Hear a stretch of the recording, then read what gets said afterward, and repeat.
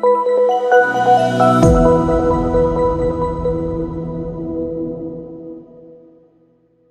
morning. Is that energetic enough for you? Without a shouter? Okay. I think she's said everything about me, even my name, so I don't need to go there. Do I? So, the board of directors and management of World Energy Day Foundation, conference partners, speakers, delegates, distinguished guests, ladies and gentlemen. Good morning. Bada asubuhi. Welcome to the port city of Mombasa and happy Mashujaa Day. I hope you're feeling Mashujaa yourself. So I'm super energized and greatly honored to be your opening guest in this very important World Energy Day Conference 2022. Thank you for the invitation and the opportunity to address the hybrid gathering of online and physical delegates. First, may I congratulate everyone here. I take the opportunity to congratulate you, all energy professionals from around Africa who are united in this event to celebrate and share great conversations on energy matters. Yours is a show of selflessness and dedication to a cause of sustainable humanity. May Almighty God bless you.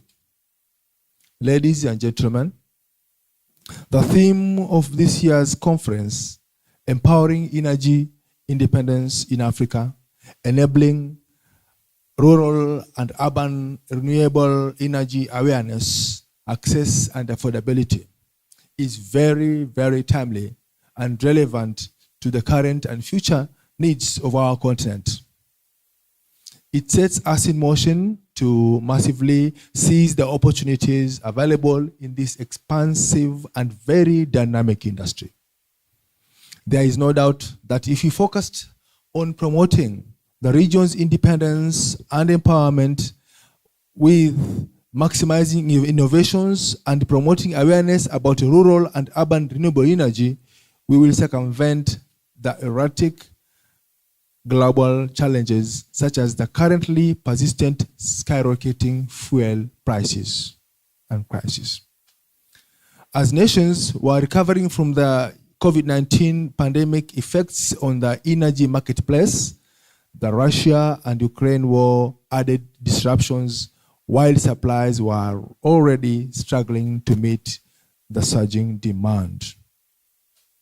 Fact, African countries suffer high fuel prices and perennial shortages, yet this continent is richly endowed with natural resources. It is reported that almost half of Africa's 55 countries have natural gas reserves, with the entire continent's natural gas reserves amounting to more than 800 trillion cubic feet. Nigeria, the continent's biggest exporter of crude oil, has proven gas deposits of 206.53 trillion cubic feet. It is also the 12th largest producer of petroleum in the world. It is therefore worrying to note that this West African country is one of those severely affected by the global fuel predicament. That then means we really must think outside the box for us to maximize on our endowed natural resources. Fuel prices have contributed soaring across Africa, including South Africa, Burkina Faso, Burundi, and even here in Kenya, just to name a few countries. Ladies and gentlemen, I have picked on the fuel oil crisis because it is one of the most urgent issues, and it is through conferences such as this that policymakers get to receive practical solutions to address critical needs. Meetings of this nature because of their diverse composition of key players in the energy sector, can help us get the password to come out of the stalemate. It is my expectation that the distinguished delegates will have fruitful discussions and comprehensively tackle various topical issues in the energy sector and offer significant contributions that will shape the direction of the continent's future for several decades to come. According to former United Nations envoy, Mary Robinson, African countries' need for energy is so great that they should use gas widely, in contrast to developed countries that must halt their gas use as quickly as possible to stave off climate breakdown. Ladies and gentlemen, as we figure out our potential for exploiting our rich natural resources, let's take advantage of the opportunities in renewable energy. The continent has vast resources, and the potential is large in wind, solar, hydro, and geothermal energy. And it is gratifying to note that falling costs are increasingly bringing renewables within reach. From 2019 to 2020 alone, solar and wind capacity increased by 13% and 11% respectively, while hydropower soared 25%. Focus in the International Renewable Energy Agency, RENA, indicate that the right policies, regulation, governance, and access to financial markets, with the right policies, regulation, governance, and access to financial markets, Sub-Saharan Africa could meet up to 67% of its energy needs by 2030. Countries like Kenya, Egypt, Ethiopia, Morocco, and South Africa have shown firm commitment towards accelerated use of modern renewable energy and are leading energy transition efforts.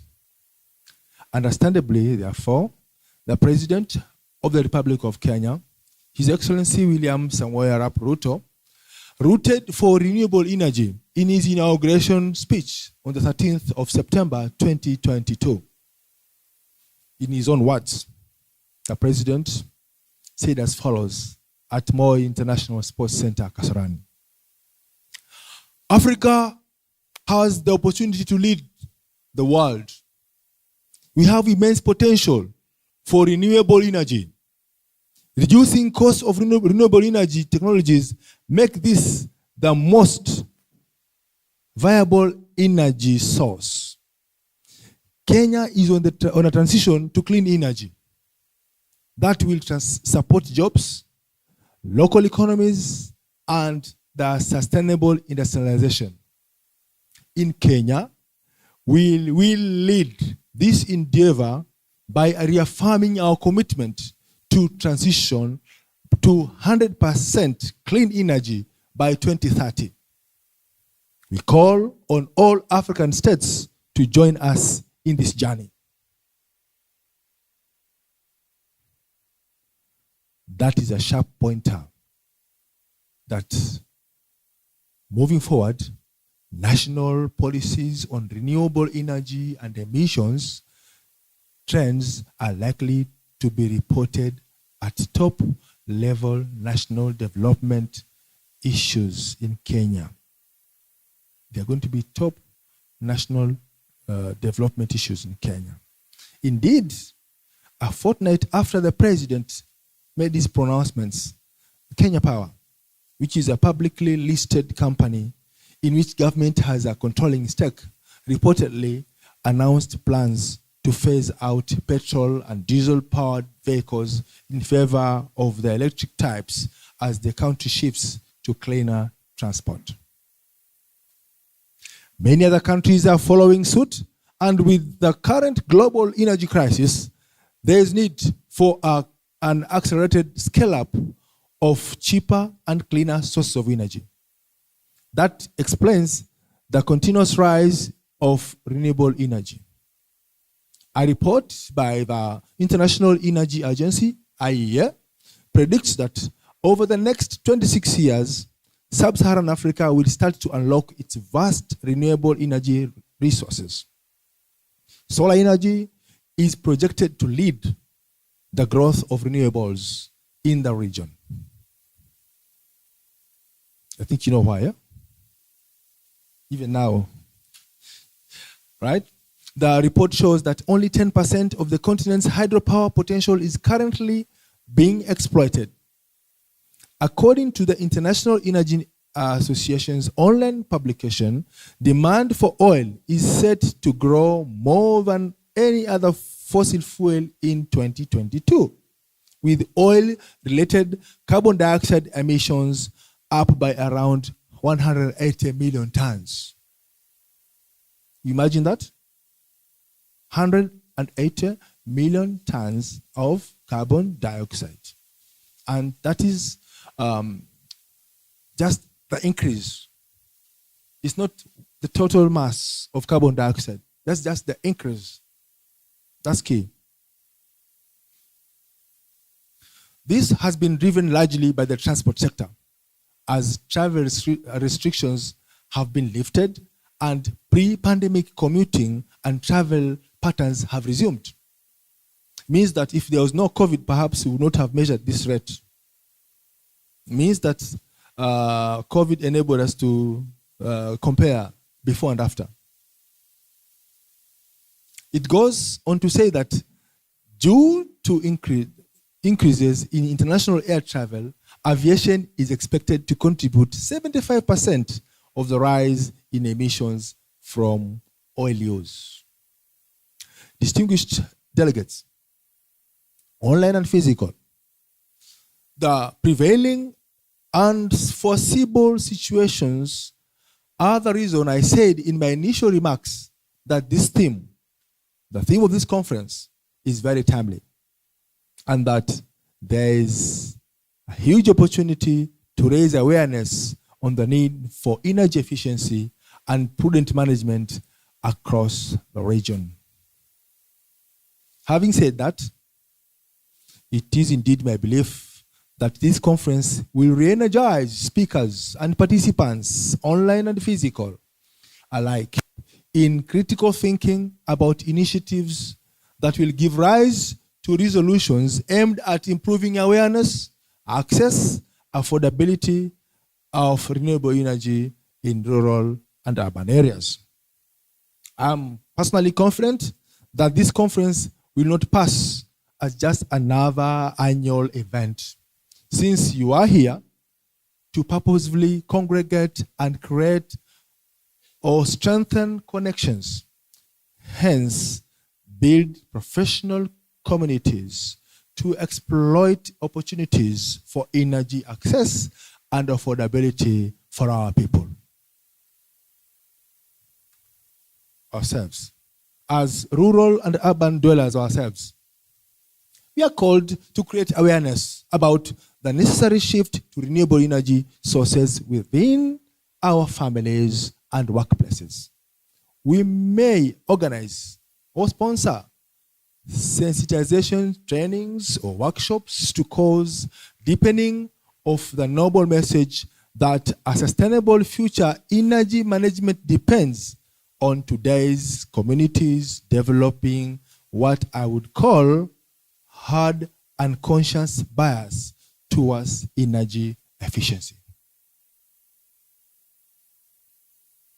It is my belief, therefore, that you can use the World Energy Day Conference 2022 as a springboard to create partnerships for working and living as energy industry players with the ability to create interactions and relationships for accelerated green achievements. Ladies and gentlemen, that will not be enough. With commitment to your roles, responsibilities, and expectations, you are capable of building enviable capacity with local, regional, and international organizations. In that connection, I urge all participants to seize the opportunity of this year's conference to inspire external engagement on renewable energy awareness with possible partners, beginning with the nation's education system at all levels, be it basic,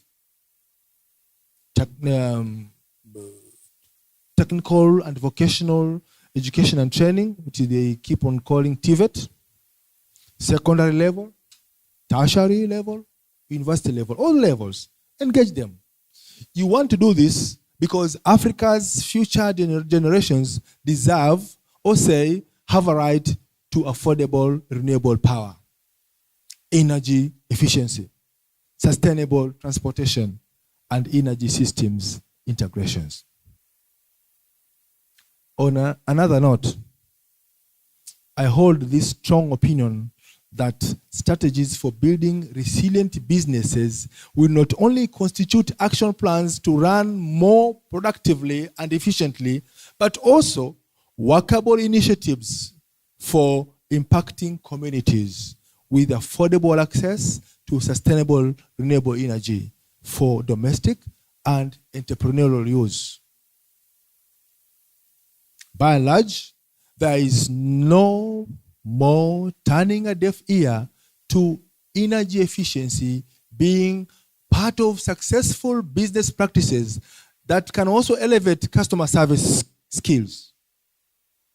Suffice to state, compliance with minimum energy efficiency practices is an essential ingredient for exceptional customer service, which makes your customers return to your business and sets it apart from your competitors.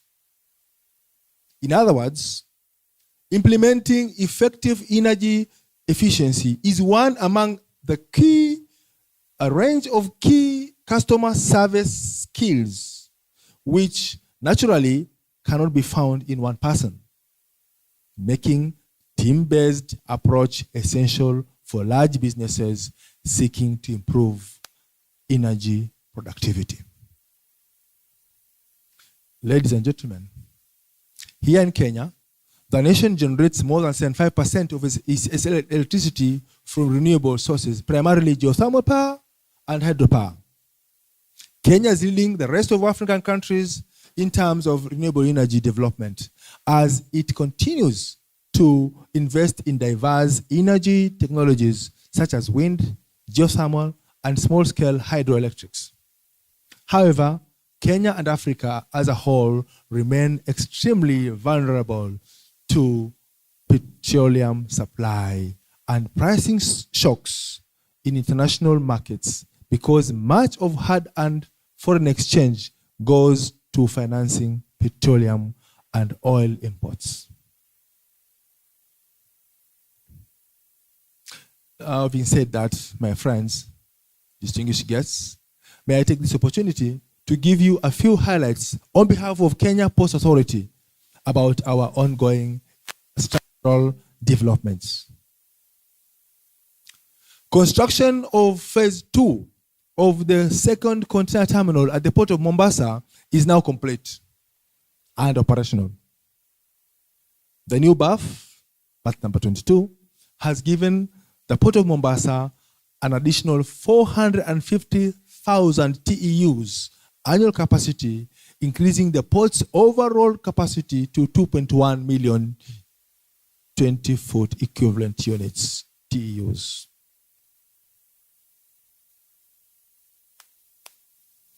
The more the space we have, the better energy efficiency, the less the narrow aisles. That means we can do more with less energy requirements. Get? To facilitate faster and more efficient handling of the region's oil exports and imports, we have constructed the new Kipevu oil terminal. This is an island terminal. It's actually on the shore, offshore. And the terminal has a capacity to berth 3 large tankers of 170,000 deadweight each, saving on vessel waiting time, thereby reducing the cost of fuel. It has facilities to handle liquefied petroleum gas, that's LPG, and liquefied natural gas, that's LNG, and other petroleum products. The terminal is now complete and was indeed commissioned in August this year. We also now have a second commercial port in Lamu, where the first 3 berths are complete. The first berth has been operational since May last year, 2021, with the remaining 2 expected to be commissioned this year.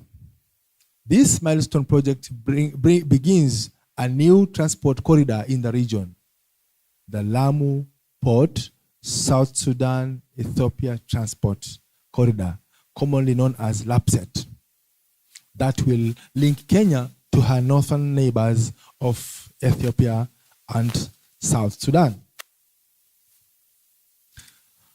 To the west, the port of Kisumu on the shores of Lake Victoria has been refurbished as well and is operational in line with the East Africa Community Initiative to enhance economic integration through the lake ports.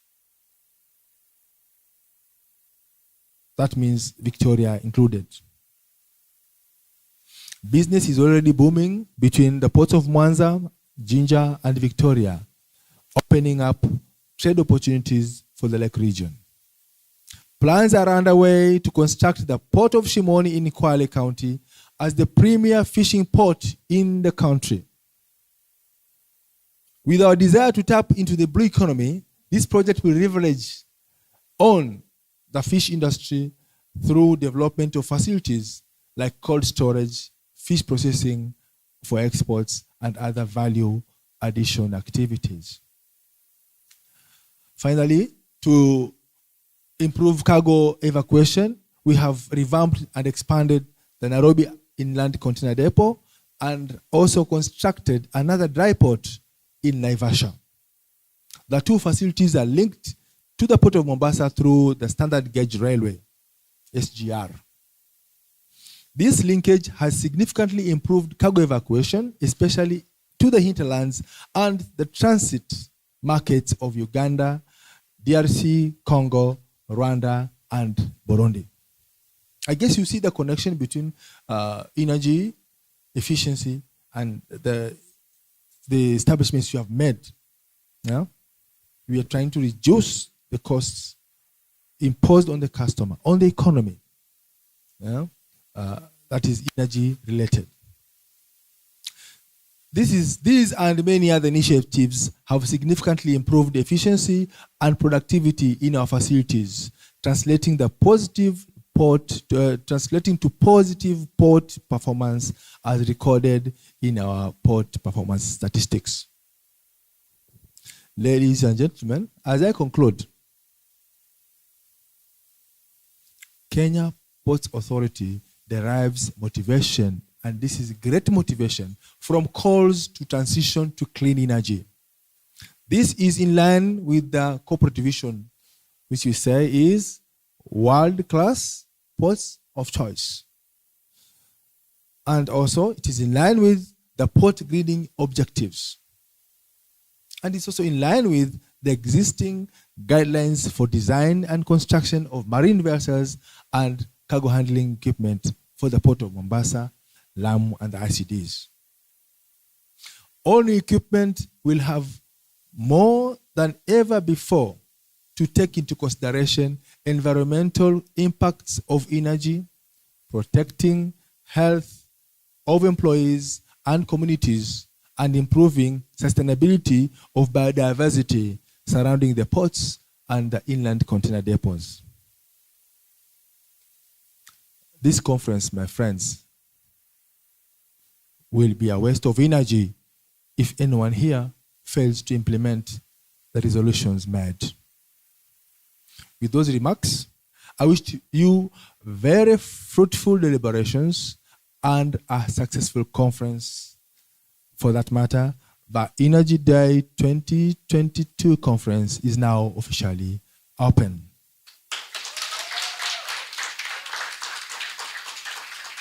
I thank you. Thank you. Thank you. Thank you. Shujaa Anderson, you have spoken like 1,000 Shujaas. What do you think? Another round of applause for Shujaa Anderson Mtalaki. I'm looking at the notes I have written from the things you have said, and I think you need to share with us that document. What do you think, team? It is such a rich piece of literature and a very impassioned call for us to do many things. I think we can dissect it into little bits and take action. And you have told us this morning that we must take action. Really, we must take action. I think we need to send you to COP27 in Egypt in November. Yeah. Yes. This is for listening to on global platforms. You've talked about the fuel crisis and what we can do. You've talked about us maximizing on the opportunities that we have as a continent. You know, Kenya has the biggest wind farm in Africa. We have the biggest wind farm in Africa. And you know, when Kenya starts something, the rest of Africa follows. So we just need to take our place in the energy conversation. You've talked about e-mobility. E-mobility, this is a subject for here and now. And we have a whole section in this conference talking about e-mobility and what we need to do as individuals and as groups together. This is the first time I've heard somebody talking about herd mentality as a good thing. You have challenged us to have a herd mentality, like sheep. We should be like sheep and just follow the herd where energy matters are concerned. We are taking that into our minds and running with it. And I'm also so impressed that a technical person can talk about customer experience excellence. Did you hear that? How energy is at the bedrock of customer experience excellence. And we know that every institution runs on customer experience excellence. Without listening to the voice of the customer, without customer convenience, without having the customer at the forefront, whether the customer is a citizen, because as citizens we are customers, whether the customer is in the NGO space, as stakeholders we are customers, whether it's customers in private sector, we are the drivers of business. Energy efficiency is at the bedrock of that. And so Shujaa Mtalaki, today, we are taking your speech as a thesis paper. Allow us to share it with the team, if you may, so that we may just go and internalize it and look at it and run with it. Another round of applause.